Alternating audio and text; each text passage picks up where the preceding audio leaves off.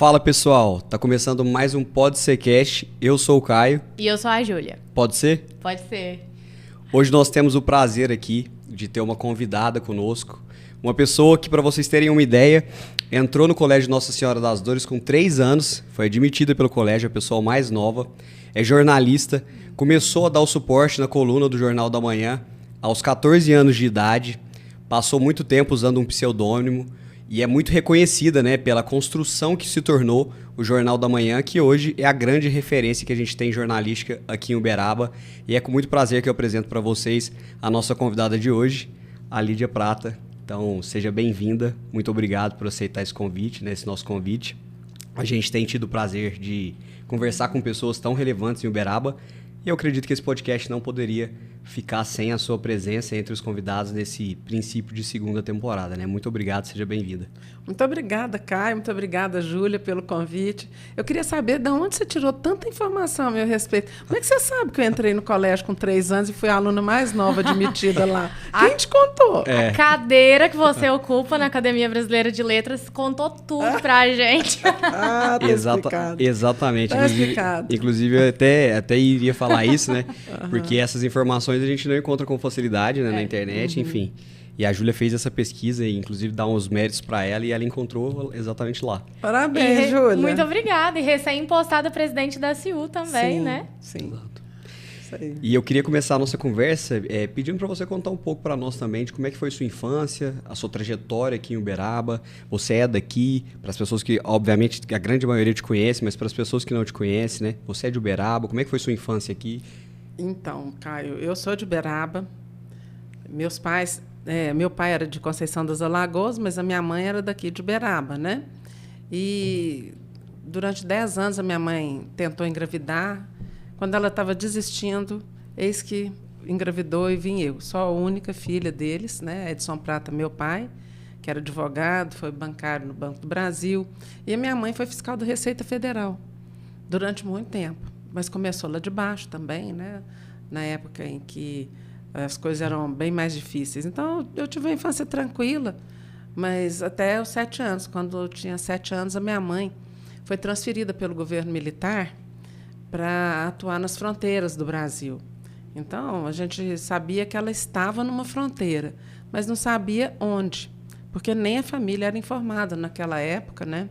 Se estava no Recife, se estava lá em Manaus, se a mamãe estava lá em Foz do Iguaçu, onde é que estava? E a comunicação era totalmente diferente, você não tinha o celular, Para você enfim. ter uma ideia, naquele tempo, né, eu com 7 anos de idade, para a gente conseguir falar com a minha mãe, a gente passava um telegrama para ela, perguntando, né, que dia, que horário que a gente podia ligar. Vinha aqui no centro da cidade, tinha uma cabine de telefone, onde funcionava a CTBC antigamente. Então, você pedia ligação na segunda para conversar, para fazer a ligação no sábado. Que loucura. Aí você chegava, ficava ali esperando a telefonista fazer a ligação, entrava na cabine, falava um pouquinho, ligação caía. Esperava mais um pouquinho, então isso aí ia amanhã, ou às vezes até o dia inteiro, para falar, às vezes, um pouquinho. E eu, muito pequeno, não conseguia entender bem o que estava acontecendo, eu só chorava de um lado da minha mãe e do outro, né? Até que ela conseguiu, com a ajuda de alguns políticos que eram amigos do meu pai, pouco tempo depois, meu pai conseguiu comprar o jornal e fez muitas amizades, inclusive com o senador Ronan Tito, que era muito ligado a eles, ao Gilberto Rezende também, sócio do meu pai. E eles conseguiram, com o Rondon Pacheco, governador de Minas, trazer a minha mãe de volta para cá. Mas foi realmente um tempo bastante complicado, foram 2 anos, né, nessa peleja, nessa luta toda. 2 anos, então ela demorou para conseguir regressar para o Uberaba. 2 anos. E quando ela voltou, realmente aí minha vida já estabilizou um pouco mais, né? Sim. Mas foi interessante. Acho que tudo é aprendizado, Caio. Com certeza. E assim, a grande maioria das pessoas que nos assistem aqui, a maioria não, mas uma boa parcela, creio eu que seja da minha idade, da idade da Júlia, não tem noção do quanto era difícil se comunicar, né, com as pessoas quando elas estavam distantes. Então, assim, numa situação que você não sabia nem onde ela estava, era criança, deve ter sido bem complicado essa fase. E é interessante porque vocês são de uma outra geração tecnológica. Quando eu entrei na faculdade de jornalismo, para vocês terem uma ideia, a gente não tinha essas facilidades de hoje, de comunicação pelo WhatsApp, de entrevistar as pessoas com essa facilidade. Não tinha nada disso, era tudo muito amador, tudo muito incipiente, né? E a primeira entrevista que eu fui fazer foi com o professor Mário Palmério. Ele me recebeu lá na Uniub, de manhã.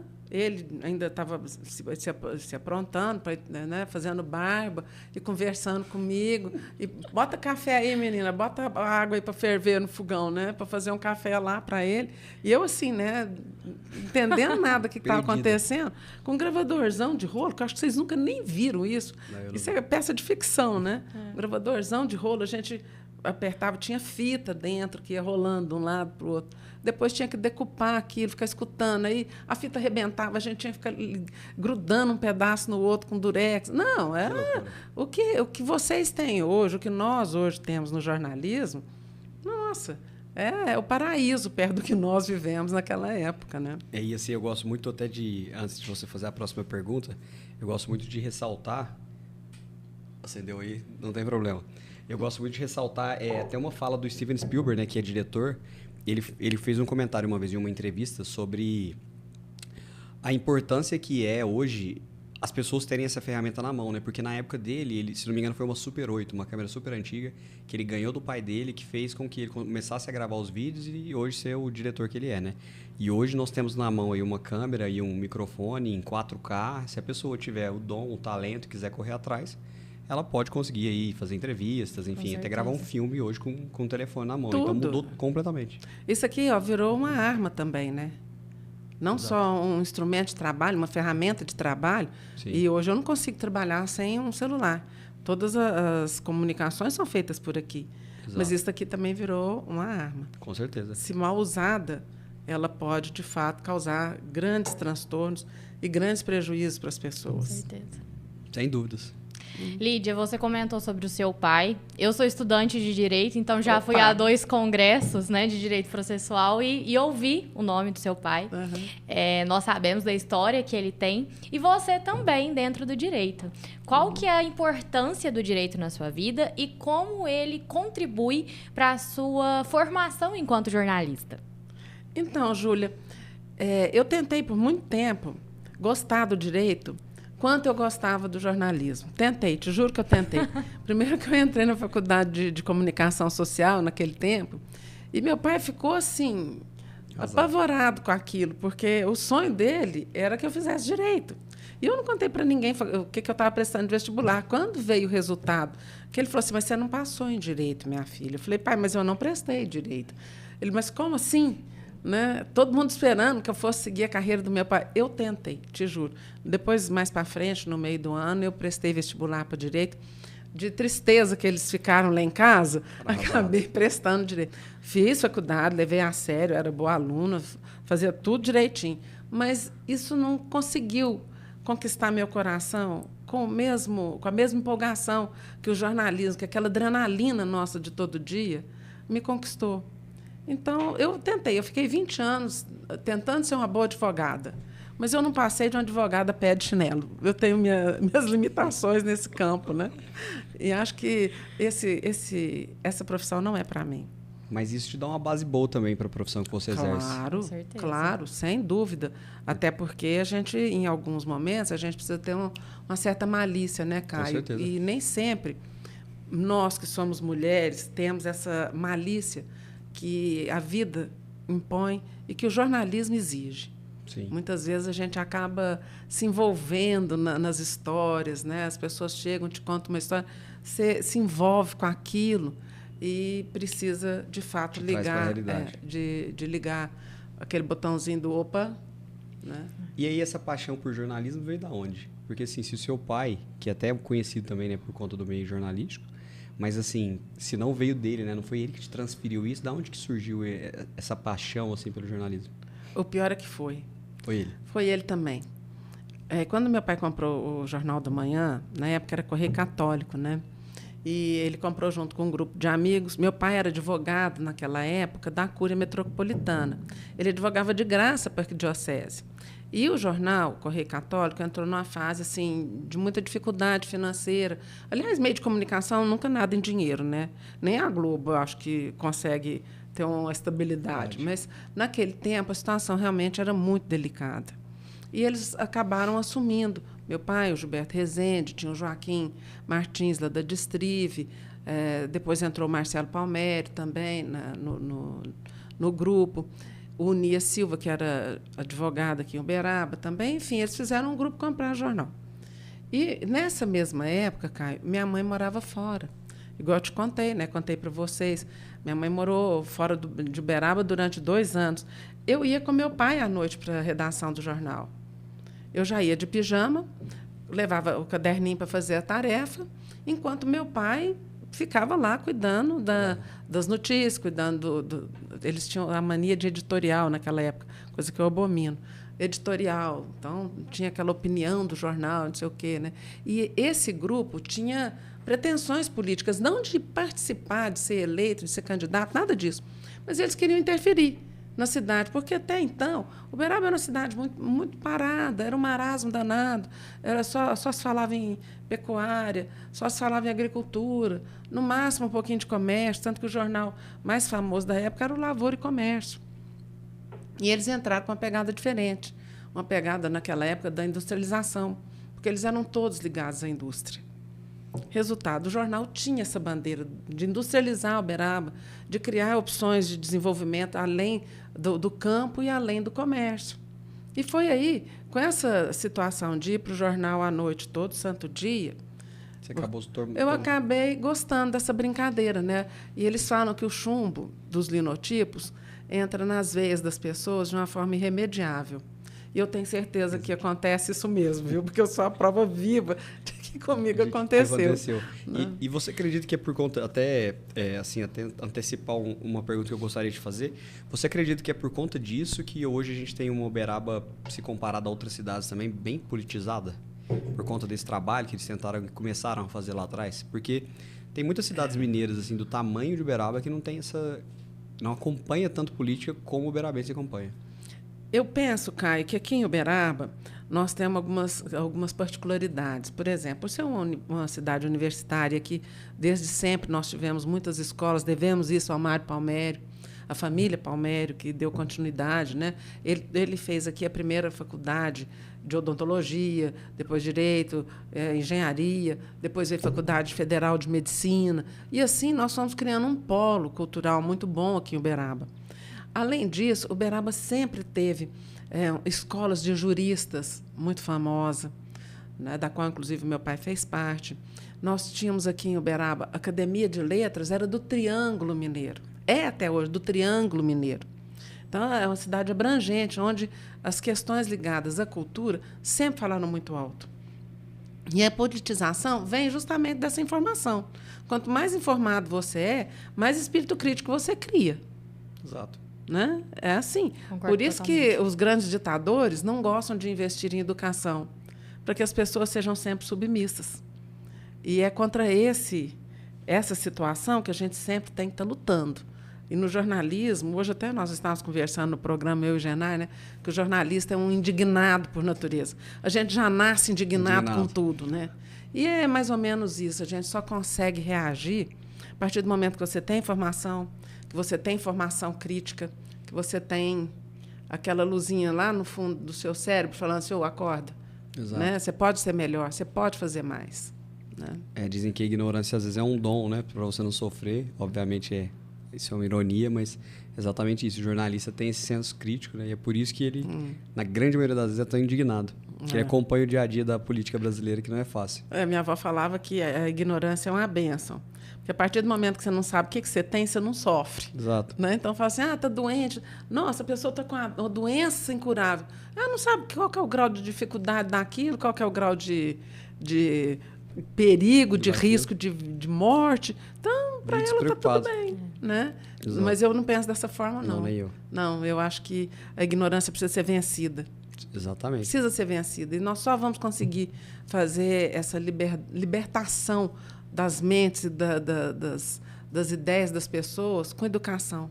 A partir do momento que a gente possa levar para elas a informação correta, possa fazer com que elas reflitam sobre a situação em que estão e possam também sair daquela condição.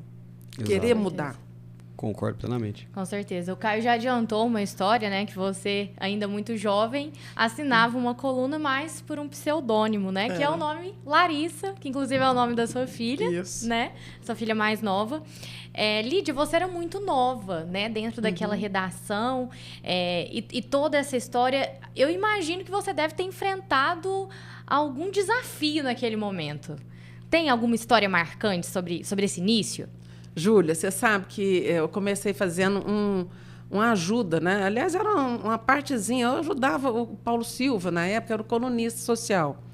E depois ele foi eleito vereador, ele foi secretário de turismo aqui em Uberaba e tal. E nessa época era o governo do Silvério Cartafina, em que ele foi secretário de turismo. Então, ele não tinha tempo para fazer coluna. E eu já era mais assim, saidinha, né? Tinha uma turminha de colégio, né? Uma turma boa. E aí ele falava, me ajuda, onde você foi esse fim de semana? O que você foi fazer? E eu comecei a escrever para ele, manuscrito mesmo, que eu nem datilografia eu tinha, né? Fazia a mão para ele, ó, teve aniversário da fulana, da Beltrana, não sei o quê. Então, aquilo ali, ele foi falando, não, escreve aí para mim. Meu pai me pôs na aula de datilografia lá com a dona Laurencina Palmeira, que era famosa aqui em Uberaba, né? Só que eu comecei a aprender a datilografar com 2 dedos de uma mão e 2 dedos da outra. E acabou que ela falou para o meu pai, olha, essa menina aí não tem conserto, não vai aprender a datilografar nunca. Até hoje eu sou muito rápida, mas eu não datilografo, não digito com todos os dedos. E assim, eu comecei a fazer coluna para ele, datilografando, né, para treinar a datilografia e também para levar as informações. E assim foi. Depois ele passou um dia da semana, falou, não, um dia da semana é seu, era quarta-feira.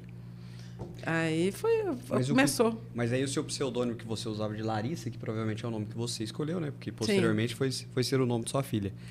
Era porque você era muito jovem, então. E aí você usava um pseudônimo para, enfim, as pessoas não saberem que era alguém tão novo fazendo a coluna. Não era isso, não. Sabe o que acontece, Caio? Naquela época era comum os colunistas sociais eles assinarem um outro nome. O Jorge Nabuti, por exemplo, tinha uma coluna famosíssima e o pseudônimo dele era Iago, né? Então, mas o Iago era aquele sujeito que fazia as intrigas, né, na corte e tal. Nada que ele tenha feito, claro, não foi isso. Mas no meu caso, na hora tinha assim, escolhe um pseudônimo. Menino não tem, né, esse feeling. E, na época, estava o filme Doutor Zhivago passando, e eu era encantada com esse nome de Larissa, com a Larissa do filme. Eu falei, põe Larissa. E ficou. E aí, depois, eu acabei gostando desse nome. E veio a ser o nome de sua filha. Era para ser a Giovana, a mais velha, para ser a Larissa. Aí, na família do meu marido, todos os netos eram com G. Aí, a Giovana teve que adaptar o nome para G. Aí, quando eu fiquei grávida da Larissa, eu falei, agora é Larissa. Vamos quebrar logo essa hegemonia do G, porque não tem mais nome com G. Então é bom para o Giovana, porque ela já deve saber, obviamente, era para ter sido Larissa. Ela sabe. Mas, Lídia, me conta aqui, como é que é você ser empresária além de jornalista, né? Porque você é conhecida também por ser uma grande empresária, enfim, você transformou um canal de comunicação super relevante na cidade. Como é que é isso em Uberaba? Você começou há algum tempo atrás, enfim, era uma outra pegada. Como que é ser empresária hoje no município de Uberaba? Caio, eu acho que é mais desafiador do que você correr atrás de informação. Hoje, primeiro, empresa de comunicação é uma situação bastante complicada. Primeiro, em razão das mudanças, né, de tecnologia que vieram acontecendo e a gente ter que acompanhar todo esse processo de transformação não foi fácil, né? Como a gente ainda está incipiente em algumas questões, ainda está se adaptando e a gente tem que estar sempre em evolução, porque a tecnologia, o que hoje é lançado, amanhã já está velho. Enquanto você está fazendo um site que você fala moderníssimo, você vai ver lá na frente, a hora que ele fica pronto, você fala, nossa, ele já está ultrapassado. Então, todo esse processo é muito dinâmico. Então, esse é um dos grandes desafios. Outro é a questão da sobrevivência. Nós custamos em Uberaba, mas custamos durante muitos anos. O jornal tem 51 anos de história, né? E foi o âncora do grupo. Nesses 51 anos de sobrevivência, nós passamos por vários momentos em que as pessoas, na época, faziam anúncios em jornal, faziam propaganda por amizade. Eu sou amiga deles lá, vou ajudar. Ou então, por medo do que pudesse ser dito, não com relação ao Jornal da Manhã, mas há outros veículos sempre teve esse receio de eu vou dar um cala-boca para aquele cidadão não falar de mim. Nós tivemos aqui vários casos nesse gênero. Ou então, olha, é uma barganha. Para você ter uma verba do poder público, você tem que publicar o que a gente quer. E, da minha parte, isso nunca foi muito assim... Nunca entrou muito na minha cabeça. Nós não temos opinião para vender, nós temos espaço. E o que eu estou te oferecendo é um retorno financeiro com a credibilidade do jornal, com a credibilidade da informação que nós publicamos. Então, não adianta nada você querer que eu mude um contexto, falar, olha, eu vou boicotar, vocês não vão ter dinheiro do poder público. Nós vamos boicotar vocês se vocês não publicarem. Sinto muito, meu amigo. Eu prefiro fechar as portas do que me submeter. E a gente sente muito isso do JM, né? Porque, assim, como quase todo jornal de Uberaba, não sei se hoje vocês têm, mas já tiveram contratos com a prefeitura de publicidade, mas ainda assim vocês são bem críticos quando algo de errado acontece, né? A gente vê isso até no dia a dia, enfim. Hoje eu não sei se vocês têm um contrato com a prefeitura. Não. Mas, não tem contrato. Tem, às vezes, campanhas que eles fazem incluem os nossos veículos. E ainda assim se posicionam, enfim, dão as notícias ruins, né? Das coisas que dão errado na cidade. Então assim, na realidade, não são notícias ruins. Né? Como eu te disse, nós somos muito indignados. Sim. Nós nascemos sob o signo da indignação. E quando a gente vê alguma coisa que está errado, não está andando conforme a gente gostaria, é óbvio que a gente não vai ficar calado. Não tem como ficar calado. Senão o jornal morre. Não é só porque o jornal morre, é porque nós vivemos aqui em Uberaba e o que a gente quer é o melhor para essa cidade. Claro. O que nós achamos que é melhor, nós vamos defender. Você lá na Câmara não faz isso? Claro. Então, é o mesmo caso nosso no jornal. No jornal, na rádio, no portal, é a mesma história. Sim. Né? O sujeito chama, nos aciona, pedindo socorro para alguma demanda popular, nós vamos falar, não, meu amigo, isso não é nada. Né? Eu não vou chatear o prefeito ou o governo. Não vamos fazer isso. Nós vamos correr atrás de resolver o problema do cidadão. Eu não sou candidata a nada, nunca quis mexer com política, tenho até um compromisso no leito de morte com meu pai, que muita gente faz essa conversa. Não é verdade. Que eu falei para ele que eu nunca me candidataria a nada, politicamente falando. Né? Quando muito, falei que a CIU foi assim, meu limite. Meu limite. E isso você não vai ver eu fazendo nunca. Mas a defesa realmente do cidadão, a defesa da comunidade, é isso que nos move. Claro que eu quero que o Uberaba cresça cada vez mais, traga um monte de indústria. A gente fica lutando por isso. Agora, na CIU, eu acho que ainda posso ajudar um pouco mais, principalmente os pequenos comerciantes, os industriais que estão aí ralando, pagando uma carga tributária fenomenal.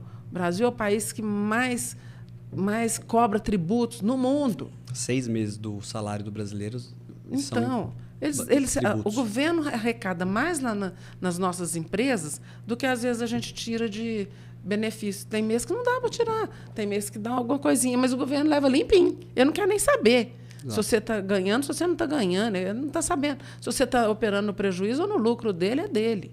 Acabou. Né? Infelizmente, essa é uma realidade. E o outro grande desafio é a gente poder lidar também com os conflitos internos e externos.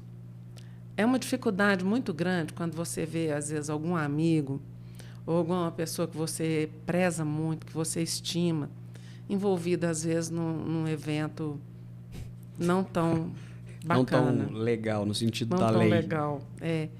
E aí sempre fica aquela sensação horrorosa, né? Tem que publicar. É um compromisso. Exato. A minha avó, mãe do meu pai, ficou quase 1 ano sem conversar comigo por conta de uma notícia no jornal. Minha avó lia o jornal, assim, de fio a pavio, né? Lia tudo e, às vezes, ainda virava para mim e falava assim, tem uma letrinha errada lá, ó. E ela já morreu com quase 100 anos, faltava pouco tempo para ela fazer 100 anos. E, numa dessas, um sobrinho neto dela se envolveu num crime, num homicídio, né? E ela me ligou pedindo. Naquela época o telefone tinha quatro dígitos, né? Só tinha 4 números. Ela me ligou e falou, olha, o fulano de tal teve um problema assim. Falei, vó, tô sabendo. A ocorrência policial está aqui na minha mão. Ela falou, pois é, coitado. Falei, não, ele não é coitado. Né? Aí ela começou a contrapor. Mas a minha avó era uma pessoa muito boa, muito simples. E no final da história, ela falou assim, não, eu quero te falar o seguinte, eu não quero que você publique essa matéria. Falei, vó, está fora de cogitação. Está fora de cogitação, não tem como. Mas então não põe o nome dele. Falei, como que eu vou contar uma história sem falar o santo, vó? Ainda mais de homicídio. Ainda mais de homicídio, que a cidade inteira, pequena naquela época, sabia da história. E, resultado, nós contemporizamos muito a linguagem, né? Resumimos aquilo, assim, não tinha mais jeito. Mas falou. Mas falamos. E ela ficou arrasada. Ela e a família inteira, né? Eu fiquei, assim, durante um bom tempo na geladeira. Isso só para você ter uma ideia da situação, né? Depois, mais para frente, ela acabou compreendendo e não aceitou, mas compreendeu que... Entendeu que era sua profissão. Era uma escolha difícil, muito difícil. É o ônus, né, por assim dizer, de trabalhar com jornalismo numa cidade que, na época, não era tão grande, né? As pessoas todas se conhecem, então... Mas isso, Caio, no nosso dia a dia, continua acontecendo. Às vezes não com família, não nessa proporção grave, como eu contei para vocês, mas no dia a dia, nós já passamos por muitas. Né? Com certeza. Muitas. Eu imagino. É verdade. Lídia, você nos contou sobre a entrevista, né, com o Mário Palmério. E a gente sabe que você já entrevistou assim, centenas de pessoas e deve ter muita história para contar dessas entrevistas, né? Qual foi a entrevista mais marcante que você fez? Ixi.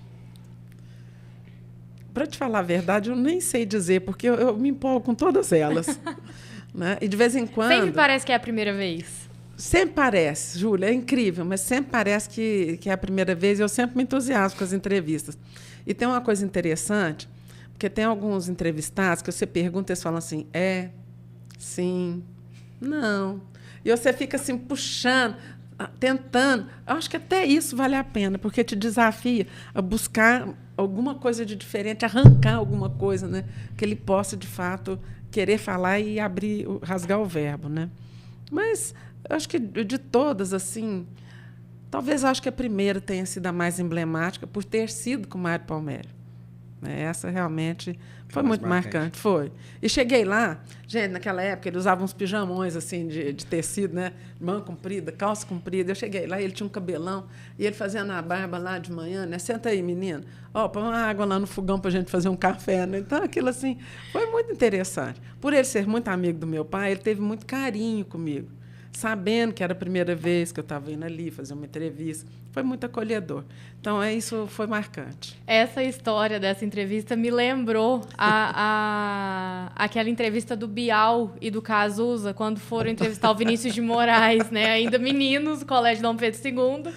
Essa história eu achei incrível, né? O primeiro porre dos dois foi com o Vinícius de Moraes na banheira enquanto entrevistava. Não, mas tem uma coisa. A hora que eu coei o café, quem tomou o café fui eu, porque ele botou uma talagada de uísque e mandou ver. Como um uísque? Você falou sobre essa história, né, de entrevistar. Às vezes o entrevistado ele só sim, não, é bem curto nas respostas. Eu lembro que assim, a primeira experiência que eu tive entrevistando alguém foi lá em 2020, quando eu era candidato. Eu comecei a entrevistar todos os pré-candidatos a prefeito. Eu era candidato a vereador e convidei, e assim, eu não esperava que todos aceitassem, todos aceitaram. Eu não vou falar o nome agora do entrevistado específico, mas um deles... Agora você conta. Não tem jeito. Agora nós ficamos curiosos, né, Júlia? Não tem jeito, mas assim, um deles, das poucas entrevistas que eu fiz, as respostas dele eram todas sim, é isso. O que você pensa para a saúde? É isso. Então, assim, pensa eu lá bem novo, então, assim, eu sei exatamente o que você está falando, porque... E é até legal você falar que com tantos anos de experiência ali no jornal, ainda passa por isso, porque é desesperador você entrevistar alguém que responde em 10 segundos. A entrevista acaba, se você não tiver jogo de cintura, a entrevista acaba em 10 minutos. Se você não sair buscando alguma referência, alguma coisa, se você não se preparar antes, você acaba desistindo, né? Falar, então tá, tchau, obrigada. E aí o resto do tempo você preenche com o quê? Exatamente. Cadê o material que você vai levar? Exato. Né? Eu até queria aproveitar também para agradecer a Imobiliária Visão, que é um dos nossos apoiadores aqui, né? Uma das referências no ramo imobiliário de Uberaba. Caso você precise de algo no ramo imobiliário, o contato dele vai estar aqui na tela da imobiliária, o telefone, as redes sociais. E agradecer por acreditar no nosso projeto. E vou aproveitar, Lídia, para te perguntar, né, dentro do que a Júlia falou, sobre se você tem algum ritual assim para entrar ao vivo, né? Que algumas pessoas se preparam, leem, ou então, enfim, escutam uma música. Existe algum ritual para entrar ao vivo, principalmente naquelas entrevistas que você sabe que vão ser tensas, assim? Você tem algum ritual ou não? Não, geralmente o pessoal da produção passa antes para nós, né, quem são os entrevistados. Eu gosto de dar uma pesquisada antes sobre cada um, sobre um assunto a ser perguntado.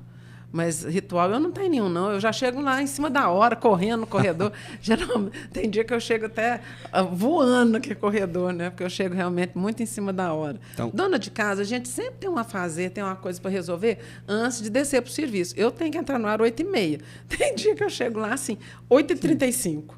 E aí tem o programa, tem o Primeira Hora da Band, né? Ainda está no Primeira Hora, eu entrando, correndo, seja o que Deus quiser, né? Eu já passei. Tomando café no caminho, eu venho comendo no meio do caminho. Eu já passei poucas e boas com a Lídia ao vivo, já passei sufoco. Já.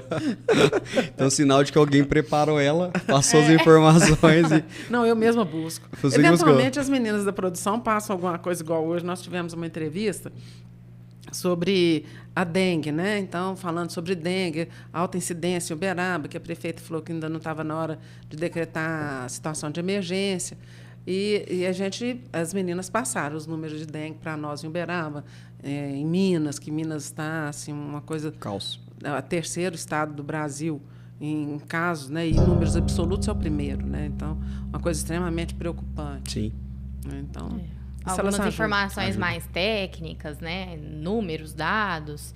É importante a gente ter na mente já gravado. Não é? Exatamente. Lídia, como a gente conversou e como a gente está vivendo aqui agora, o jornalismo e política andam juntos, né?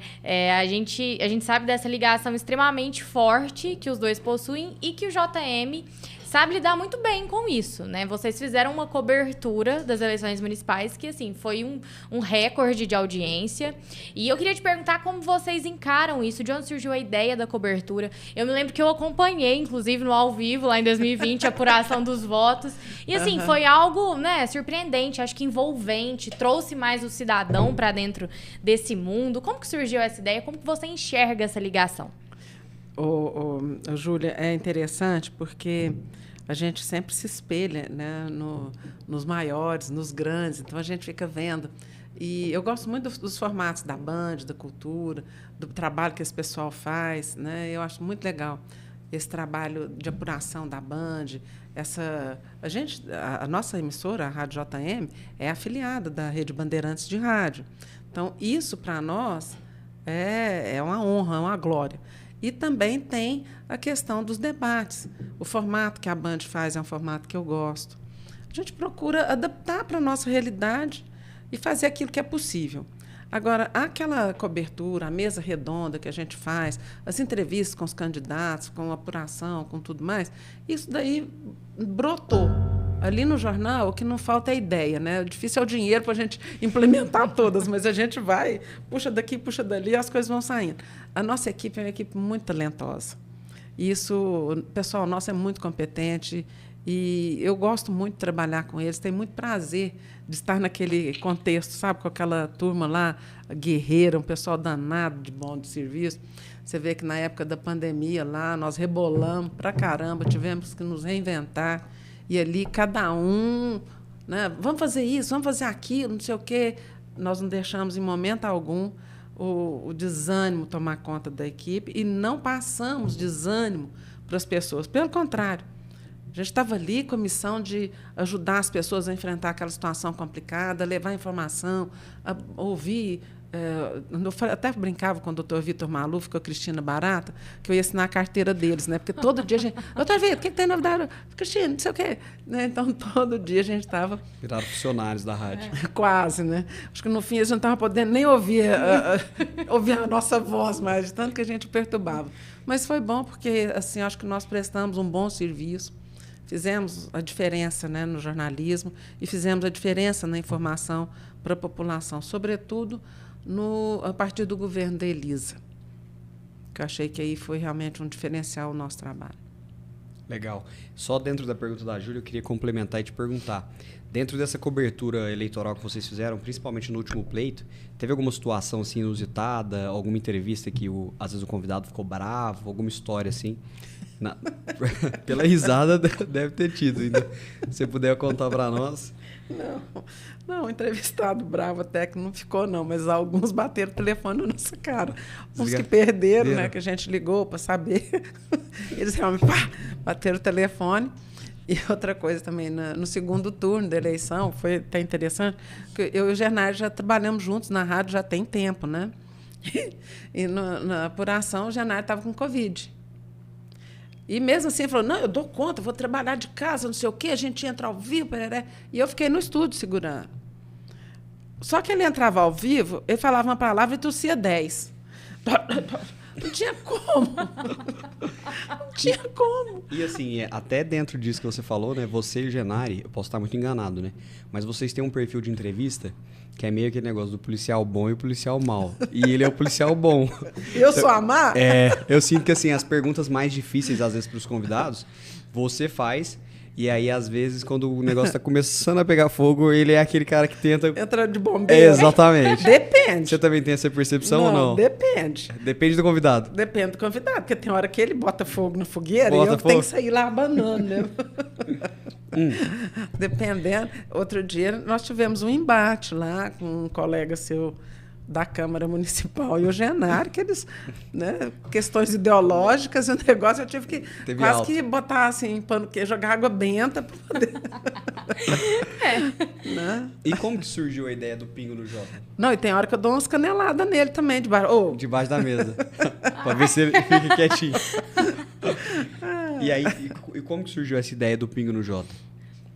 Isso aí foi na época da pandemia, Caio. Todo mundo com medo de trabalhar, né? A gente não tinha como... O que vai fazer? Nós vamos ficar em casa chorando? Né? Temos que trabalhar, vamos trabalhar. E aí, num boteco, né, numa roda de conversa, surgiu essa ideia, porque você não faz um programa assim, meio tipo Pingo nos Is, né? Aí virou, né? Vamos fazer então o Pingo no Jota de Jornal da Manhã. Isso foi realmente uma gozação na época, né? Nós estávamos trolando o Pingo nos Is, e acabou que virou o Pingo do Jota mesmo e ficou... Isso daí pegou. E hoje em Uberaba, provavelmente, o Pingo do Jota é mais conhecido do que o original. Você vê como é que são as coisas. Exato. Em nível local, eu até acredito que sim. Sim, Uberaba, eu acredito que em nível local também é mais conhecido. Hoje já tem mais... Na época, a gente quase que tinha que pedir, pelo amor de Deus, para alguém dar entrevista. Hoje, as pessoas... É o contrário, né? Hoje já tem gente que fala, olha, se não vimos, se não teve essa entrevista no Pingo do Jota, parece que não aconteceu. Né? Então, a gente tem muita gratidão por esse espaço que nós conseguimos conquistar. Né? Não foi uma coisa assim pensada em chegar no nível, ganhar a proporção que ganhou. E agora manter é mais difícil, viu, Caio? Posso te garantir. Com certeza. Né? A analogia que eu faço é sempre... Todo mundo fala, né? Ganhar uma eleição é difícil, mas ser reeleito é mais difícil ainda. Eu gosto muito de esporte, quem é lutador fala que é muito difícil ganhar o cinturão, mas manter o cinturão é mais difícil ainda. Nossa. Então eu acho que no jornal é a mesma coisa. Quando você se torna relevante, é mais difícil ainda continuar relevante, né? Sem dúvida. É muito complicado. Sim. Você tem que ter sempre um convidado interessante, uma pessoa que possa levar alguma ideia, ou que possa criar alguma polêmica, né? Exatamente. Com certeza. Exato. A gente imagina um pouco dessa dificuldade mesmo, né? Em pensar no desenvolvimento da entrevista, né? No que isso pode agregar para quem está assistindo, enfim. O JM é o único jornal da região que ainda mantém o modelo impresso, né? Não só Eu sabia que essa pergunta viria. Jornal, não só o jornal, mas também com o JM Magazine. Qual que é o segredo para fazer isso funcionar ainda, né? O que o jornal impresso significa para você, Lídia? Você quer uma resposta de $1 milhão? Você quer que eu ensine o pulo do gato? Não. Tô brincando, Júlia. Não é isso, não. Eu acho que o jornal impresso está em pé fruto de muita persistência. Muita mesmo. Não é pouca, não é muita. Mas, graças a Deus, o uberabense tem essa cultura de ler o jornal de papel, de pegar o jornal na mão. Eu também tenho, não vou te negar, não, que eu vejo lá na internet, às vezes eu falo para as meninas, essa notícia não saiu. As meninas falam, gente, aí elas têm que me mandar o link. Né? Quer dizer, o pessoal da minha geração gosta de pegar o papel, de ver a foto. Tem até o cheiro do jornal. Eu gosto do cheiro da tinta, adoro. Vou te falar a verdade, que aquilo ali para mim é perfume. Mas a questão do jornal impresso, a gente sabe que tem dias contados. A gente sabe disso. Né? Também não vamos ser tão assim ingênuos a esse ponto. Mas, enquanto for possível, nós vamos lutando, né? Com as armas que a gente tem na mão, vamos levando em frente, né? Derrota nunca foi sinônimo de Lídia e não vai ser agora. E assim, nem eu, pelo menos como consumidor, nem acredito que seja uma derrota, né? Vocês, hoje, da região, serem os únicos que ainda possuem o papel, é um sinal de que vocês ainda são os únicos que têm relevância suficiente para conseguir manter o papel. Só que também vai chegar o momento que o digital vai evoluir de uma forma e o papel vai ficar para trás. Mas eu não acredito que vai ser uma derrota de vocês, não. Eu acredito que antes de eu partir dessa para o segundo andar, o jornal de papel já vai estar lá me esperando, né, para fazer uma edição extra lá em cima. Mas há pouco tempo não, até uns 2 ou 3 anos, eu estive lá em Uberlândia e fui visitar o Dr. Luiz Alberto Garcia lá no Grupo Algar, né? E conversa vai, conversa vem. Ele ia ser homenageado aqui nos 50 anos do jornal e tal. E ele falou, menina, como é que você ainda tem jornal de papel até hoje? Falei, o senhor está querendo me contratar para fazer um para o senhor. Estou vendo tudo, né? Eu brinquei com ele assim. Mas, realmente, é um desafio muito grande. Muito a logística, grande. Eu acho, assim, aí como leigo mesmo, como cidadão, né? A logística de fazer um jornal sair de um dia para o outro, enfim, que tanto de notícias, deve ser um negócio bem complexo. Não é, não. Não? Não. A gente aqui, né, de fora do assunto, dando um pitaco. Com certeza, não. Não. É gostoso. Agora, a hora que dá o horário de você entregar a coluna, aquilo realmente vai me dando aflição, porque eu tenho que fechar o horário, tenho que fechar a coluna. Às vezes os meninos lá estão esperando o Genário, mas o diagramador me esperando, o pessoal da gráfica esperando eu entregar a revista, entregar o material, e eu lá, né?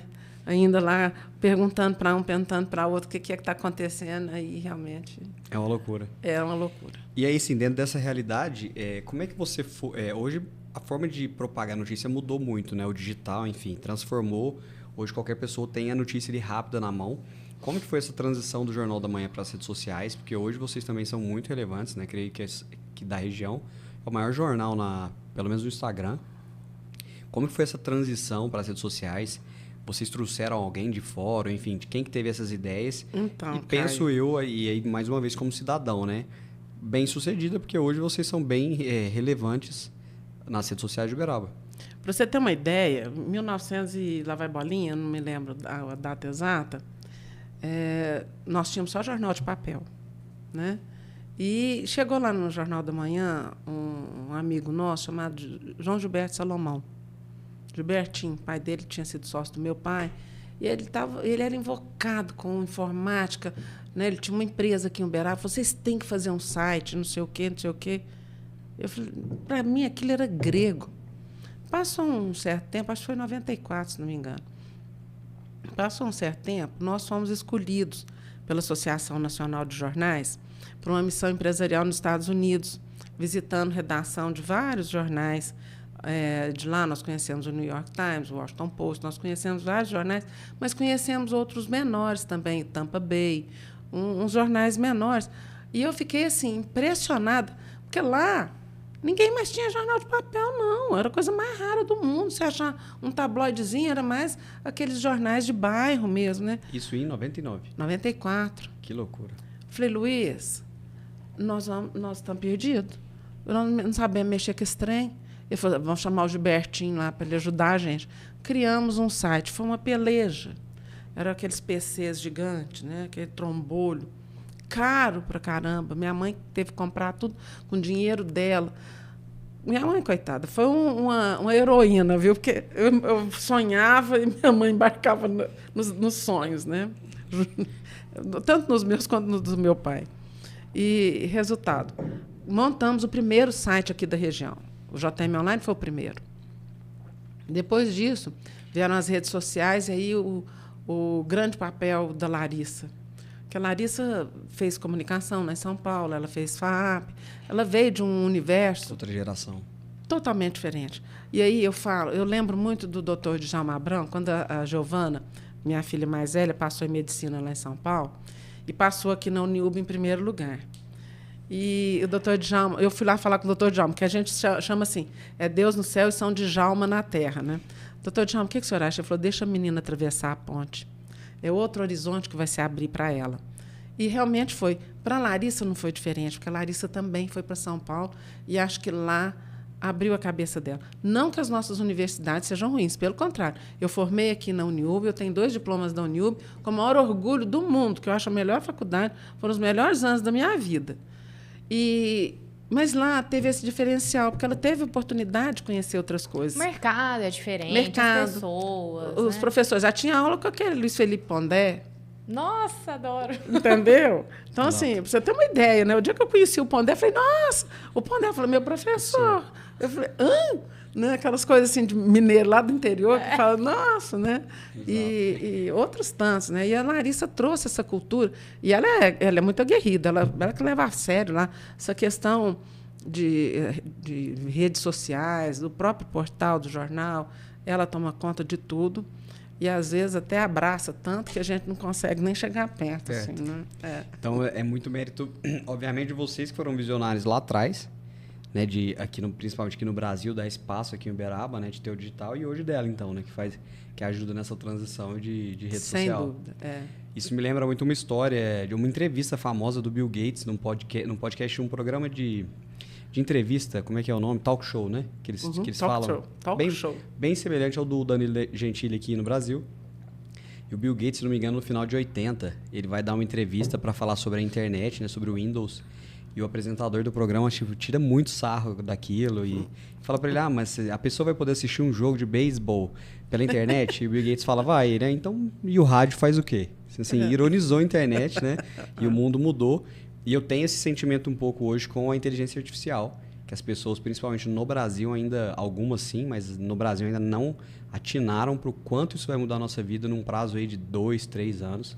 Já tem coisas absurdas acontecendo com isso e eu não sei como que a gente vai se adaptar, mas que vai mudar o mundo, vai. Mas eu tenho uma certa preocupação, porque eu acho que isso, caindo em mãos erradas, a gente pode ter uma mudança muito prejudicial à humanidade. Eu estava lendo hoje, um post do Ricardo Amorim, que eu gosto muito, eu sigo ele no Instagram, e ele falando lá de um golpe que foi dado através da inteligência artificial. De que forma? Eles conseguiram convencer um alto funcionário de uma multinacional a participar de uma reunião, uma videoconferência, onde o cidadão era o único de carne e osso. Todos os outros tinham sido criados com voz, com imagem, como se fossem realmente aqueles diretores da companhia, e induziram a vítima a transferir 129 milhões de reais para 15 contas em bancos de Hong Kong. Que loucura. Entendeu? Então, quer dizer, isso pode ser um grande avanço para cirurgias, para a área da medicina, até mesmo para a informação, eu acho que pode ajudar, mas eu acho que a gente tem que ver isso com muita cautela e, principalmente, responsabilidade. Não pode deixar as coisas acontecerem assim livremente, porque nem todo mundo tem aquela responsabilidade, aquele respeito com tratar o ser humano, tratar a informação. Mas a gente vai viver um período, acho que até bem perigoso nesse sentido.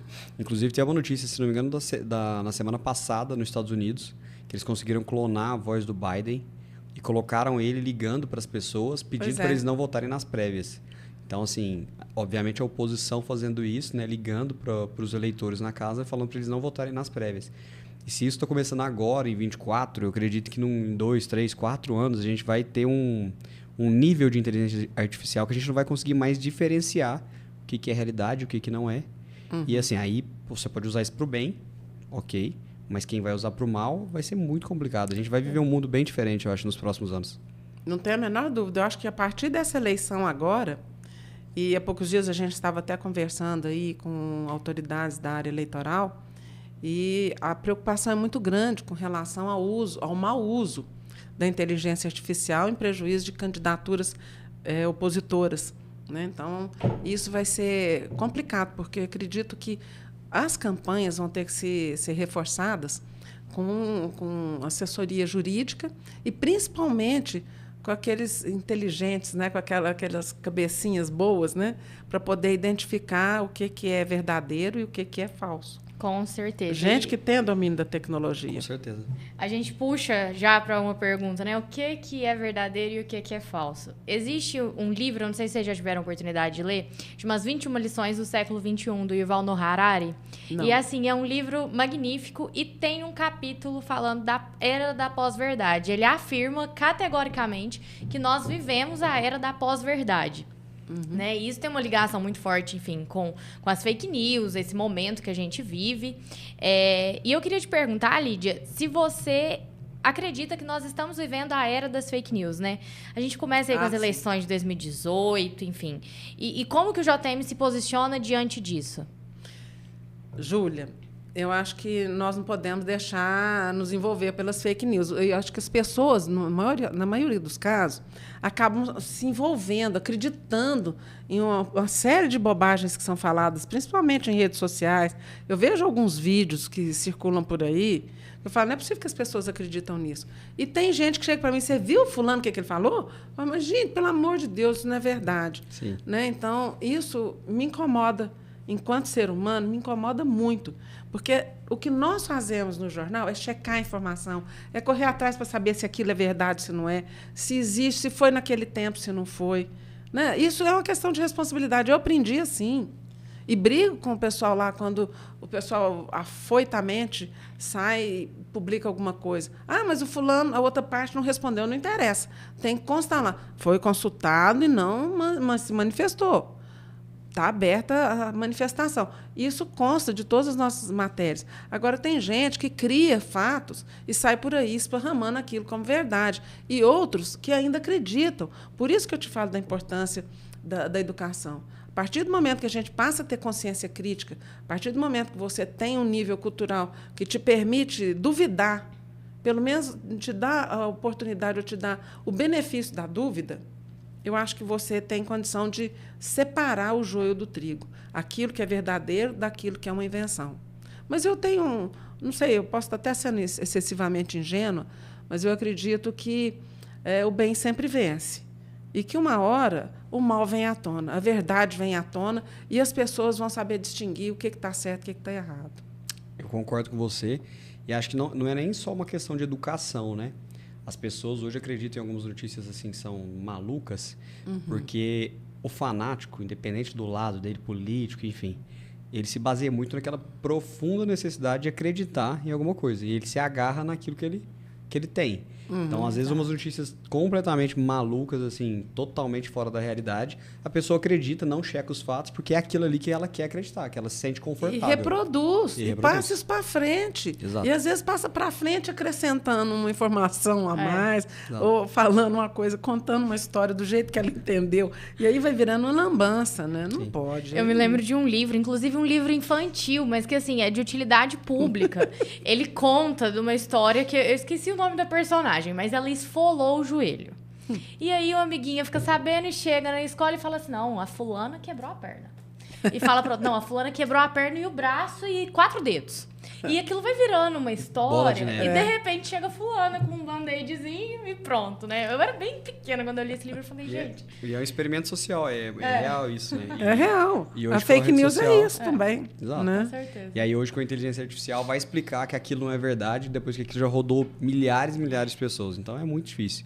E até minha próxima pergunta é dentro disso, né? A ética e o jornalismo, eles sempre andam lado a lado. E eu queria saber de você se você já teve alguma situação, você até citou aí da sua avó, né, desse caso, uma situação que você se te colocou em, assim, em maus lençóis de você ficar entre a ética e o jornalismo e como é que foi lidar com essa situação difícil, se você já passou por isso, enfim, como você mesmo disse, já deve ter passado por várias. A gente passa direto por essas situações, né? A gente tem casos assim bastante complicados. Perde amigos. Perde amigos. Eu te falo com sinceridade que você perde amigos. né? Porque às vezes você tem que escolher. E eu fiz um juramento, é igual o médico, né? O menino, quando sai, o jovem, quando sai da faculdade, faz aquele juramento, Hipócrates, não sei o quê e tal e tal. A gente também faz um juramento, é verdade. Não, e aí eu nem falo sobre você, né? Eu falo... Não, e tem coisa que às vezes sai no jornal que eu só vou saber junto com você. A hora que eu ver, eu falo, nossa! Não, e assim, principalmente sobre juramento, né? Os políticos também fazem juramento, e principalmente os vereadores, eles não cumprem, né? sobre respeitar a Constituição. A primeira coisa que alguns fazem é rasgar, eu vou te né? falar, é complicado. Tem alguns políticos que passam por cima, assim, não estão nem aí. Sapateiam em cima da Constituição. Exatamente, não estão nem aí, dando risada. Não só, se for só os políticos, mas a gente ótimo, vê né? em outras esferas de poder também isso acontecendo. Ah, com certeza. A política é o que eu falo sempre, é um reflexo da sociedade, né? Muita gente reclama, não só da composição dos vereadores, mas dos deputados como um todo. As pessoas reclamam e eu falo, gente, é um reflexo da sociedade que a gente tem.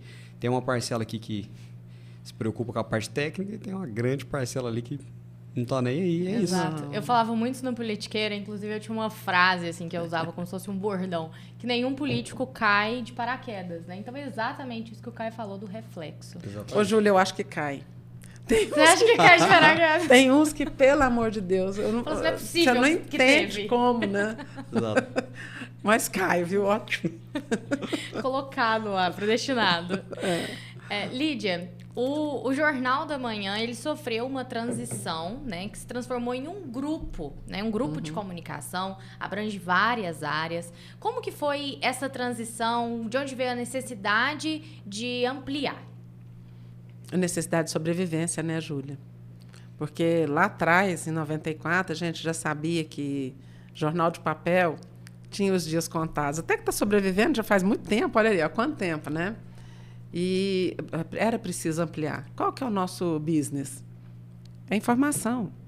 O que nós sabemos fazer? Informação, comunicar. Então, se o jornal de papel estava fadado, né, a um dia desaparecer do mapa, a gente tinha que abrir outras frentes de trabalho.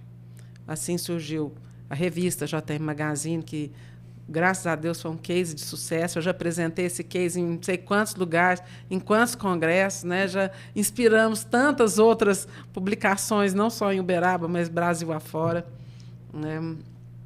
E também o portal, que veio nessa pegada. E, por último, veio a rádio.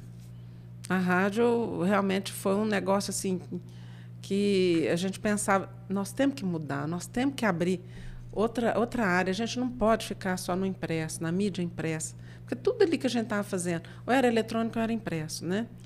Então a gente precisava dar voz ao jornal, dar voz. O jornal fala muito com um público mais esclarecido, com um público intelectualmente mais culto, mais preparado. E a rádio é outro público totalmente diferente. Você não sabe com quem você está falando, mas você fala com todo tipo de público. De AD. De AD. E é interessante porque eu fiquei tantos anos trabalhando em jornal, eu podia andar pelada na rua, se fosse o caso, ninguém sabia quem eu era. Né? Agora, o jornal, a rádio, te dá uma visibilidade, todo mundo se sente pertencente ao que você está falando. Né? Traz uma proximidade muito grande com as pessoas. Às vezes eu vou no supermercado, uma pessoa me aborda. Você falou isso assim na rádio, e tal, e tal, e tal. Não, mas eu gostei do que você falou. Então, às vezes, concordo não, porque tem gente que fala isso pra gente. Né? Eu não concordo. O que você falou está errado. E, às vezes, em muitos casos, eu escuto e falo, gente, será que eu errei? Será que eu exagerei? Né? Eu fico, às vezes, preocupada. Será que eu falei demais? Exagerei? A minha mãe fica brava com a senhora, viu? Eu já estou acostumado por isso. Assim, não que você seja uma crítica. A mãe do Celso Neto também. Fica brava também? Não, assim, não que você seja uma grande crítica ao meu trabalho, né? Mas às vezes que critica, eu falo que o político aprende a lidar. Principalmente com um jornal, faz parte. Mas a família não aprende. Eu chego em casa, minha mãe tá brava. Ela fala, eu vou falar com a Lídia. Eu falo, não. Não, mas pode falar. Eu acho bom. Tem gente que puxa minhas orelhas de vez em quando. Tem outros que empurra a gente para frente. Eu acho isso tão bom, porque a gente pode ser útil às pessoas. Sim. Não é a gente que te pede, olha ali, ó, eu pedi tantas vezes em tal lugar para podar uma árvore, não vieram, a árvore caiu com a chuva, com o vento, não sei o quê, porque a copa estava muito grande. Ou então outros falam assim, minha rua está com um buraco, tem um tempão, a gente pede, não resolve. Aí você vai, falou, gente, dá uma atençãozinha. A hora que o negócio resolve, eles mandam. Hoje eu até contei para o secretário de comunicação, que ele foi lá na rádio dar uma entrevista no Pingo do Jota, e eu contei para ele, falei, olha, teve um ouvinte nosso que mandou na porta da casa dele, o buraco já tinha aberto não sei quantas mil vezes, né? Ele falou que já tinha reclamado na Codal, reclamado na prefeitura, reclamado para Deus ao mundo, que eu era a última esperança dele. Eu falei, olha, eu vou tentar. Peguei e mandei para o adjunto da CESUB, o Pedrinho, né? Falei, Pedrinho, tem jeito de você dar uma atençãozinha lá? E o Pedro é muito solícito, muito prestativo. O Pedro mandou lá olhar, fez o serviço.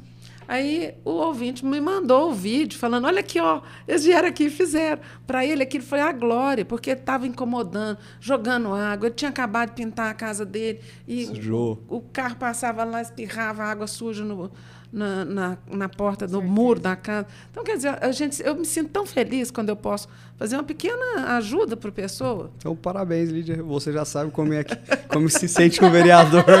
Você sabe Acho que eu sei antes de você sabe nascer, muito viu? antes. Então, você não tem vontade, mas nunca precisaria ser vereador. Você sabe como é que é. Mas, Caio, vocês vivem hoje uma outra fase, uma outra época. Né? A era legislativa atual é muito diferente daquela de quando eu comecei no jornalismo. Nós tínhamos, na época, aqui em Uberaba, isso aconteceu num dos governos, em que havia uma série de denúncias de escândalos de superfaturamento, de propina, de desvio de dinheiro público. Né? Hoje nós não temos nada disso, graças a Deus. E nós tínhamos uma Câmara, na época, muito aguerrida. Era o professor Murilo Pacheco, muito famoso, José Osório Guimarães. Eram pessoas assim atentas ao que estava acontecendo e indignadas. Né? Eu acho que eles também eram meio jornalistas. Indignadas. E eles começaram a levantar esses documentos e procuraram a gente lá no jornal para poder denunciar esse fato.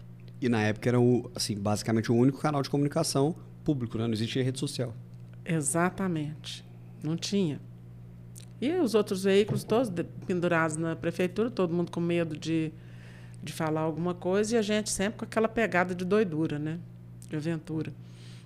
E aí, dentro dessa realidade que você colocou hoje, você não enxerga, por exemplo, a Câmara como tão crítica e fiscalizadora como deveria ser? Fiscalizadora talvez sim, mas crítica não. Eu penso que a Câmara hoje é uma Câmara mais harmoniosa com o poder público, né, com o governo. Acho que ela né, e acho que isso não é errado, não, nem é ruim, porque, afinal de contas, se você não alinhar, você não consegue nada, você sabe disso, é muito difícil, você não tem um pedido atendido, um requerimento, seus requerimentos vão para a sexta sessão, né, o lixo. Exato. Né, então... Acho que no final do dia precisa de ter as duas moedas numa legislatura. A proporção é que é a questão ali, né, que é o ponto, a linha tênue entre bom e ruim. Precisa ter ali as pessoas que são mais alinhadas, né, à prefeitura e conseguem atender mais. Só que, ao mesmo tempo, você precisa de ter as pessoas que são mais críticas, que apontam os erros, porque se o governo for competente, ele vai enxergar ali o que foi apontado e vai corrigir. O problema é a balança, né? Eu acho que o problema é o diálogo, é saber falar e saber ouvir. Também. Né? A gente não pode exagerar no tom da fala, no tom da cobrança, no tom da crítica, mas também tem que saber ouvir e selecionar aquilo que é possível de atender. Independentemente de eu gostar de você ser do meu partido, etc. Né? A gente tem que saber dialogar para chegar num consenso. Eu acho que as coisas só evoluem numa sociedade, independentemente de ser Uberaba ou qualquer outra no mundo afora, quando há esse respeito e esse diálogo. Quando há essa intenção de construírem juntos o amanhã a partir do hoje. Não adianta nada a gente buscar amanhã ter um futuro maravilhoso se nós não dermos as mãos hoje. Tanto no começo do programa, você me perguntou em off, né, qual seria o lema da CIU. Eu falei, união.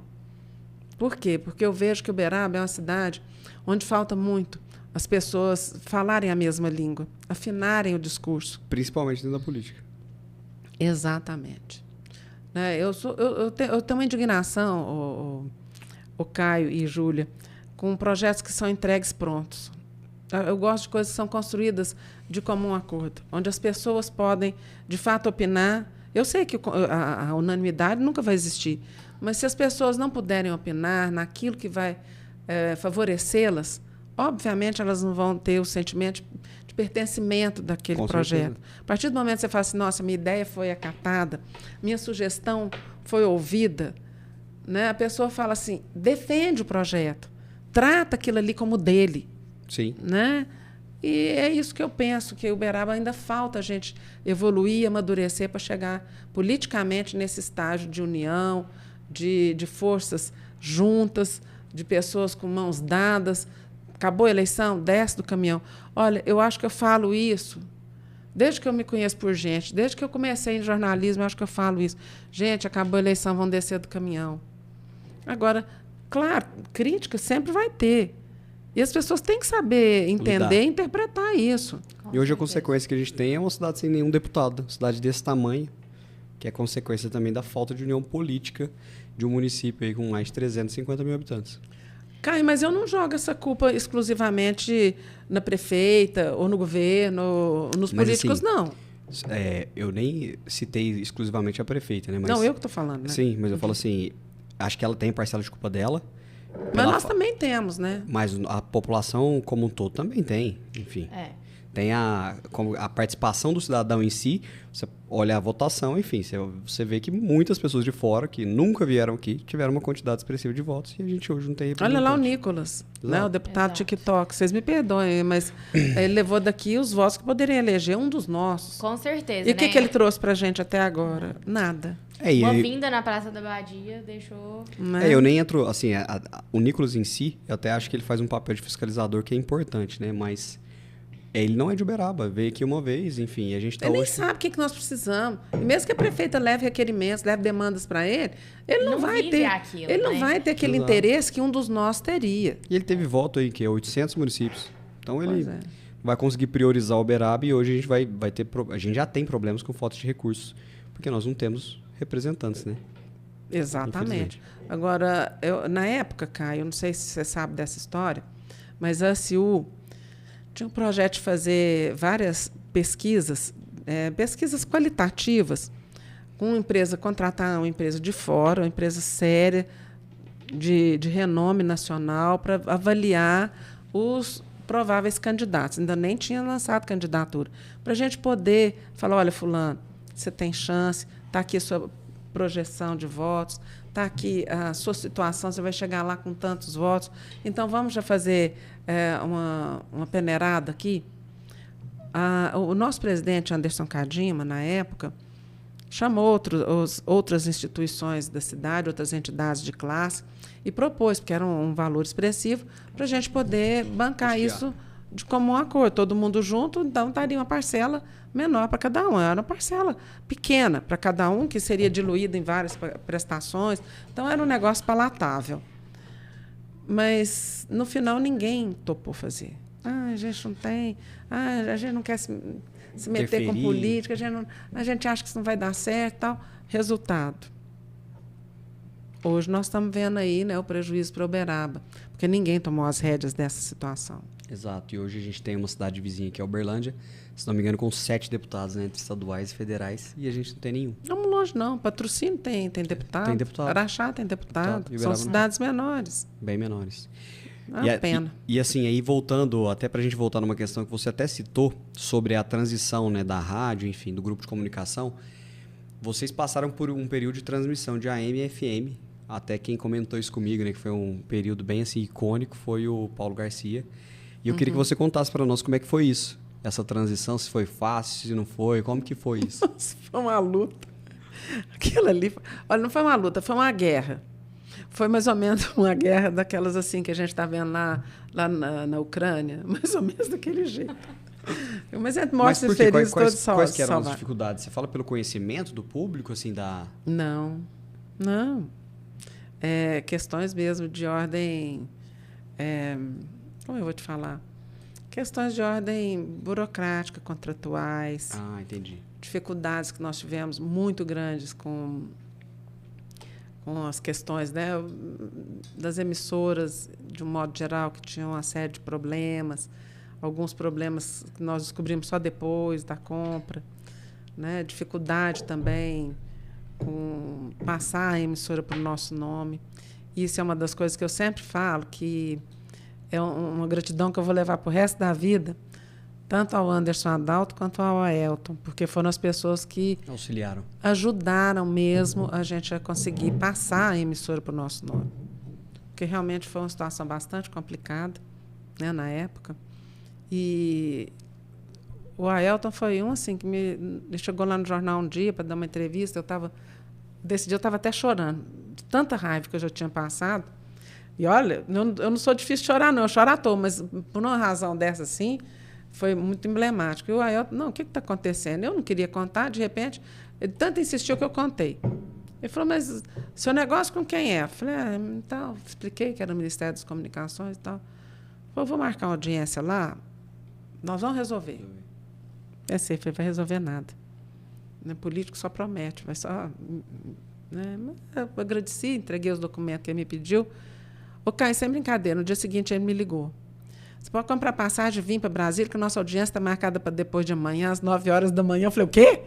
Né? Vamos então, embora. quer dizer, e fomos, e ele realmente conseguiu destravar a papelada. E um outro momento que foi realmente a transição, né, do AM para o FM, que nós tivemos uma grande ajuda do Anderson. O Anderson, na época, também conseguiu, como ministro das Comunicações, que a nossa rádio fosse incluída no primeiro pacote daquela transição do AM para o FM. Então, a nossa emissora foi a primeira de Minas Gerais a conseguir fazer essa transição.